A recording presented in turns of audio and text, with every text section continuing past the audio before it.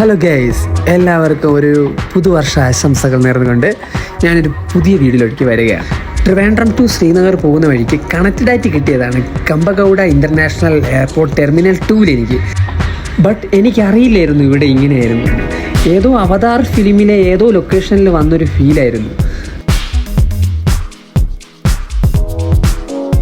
ഒരു മണി കെട്ടിയിടുന്ന പോലത്തെ ഒരിതിൽ ഫുൾ ഗ്രീനറി, അതിന് മുകളിൽ മൊത്തം ഗാർഡൻസ് ചെയ്ത് വെച്ചിരിക്കുക, ഗ്രീൻ ഗാർഡൻസ്. It's beautiful.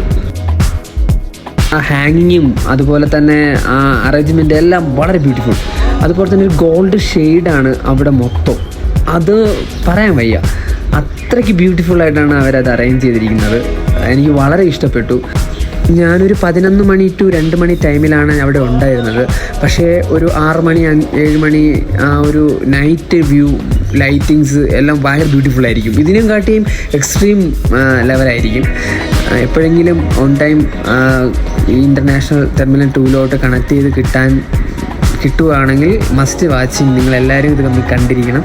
ഈ വീഡിയോ കാണുന്നത് പോലെയല്ല, ഭയങ്കര മനോഹരമാണ്, ഭയങ്കര രസമാണ്. നല്ല ഫോട്ടോഷൂട്ടൊക്കെ എടുക്കാൻ പറ്റിയ ഒരു പ്ലേസ് കൂടിയാണ്.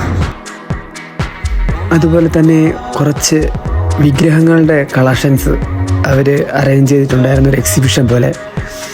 അതും കാണാൻ മനോഹരമായിരുന്നു. അറേഞ്ച്മെൻറ്റും കാര്യങ്ങളെല്ലാം ഭയങ്കര ബ്യൂട്ടിഫുള്ളായിരുന്നു. ആ ഗ്രീനറിയും ബാക്കിൽ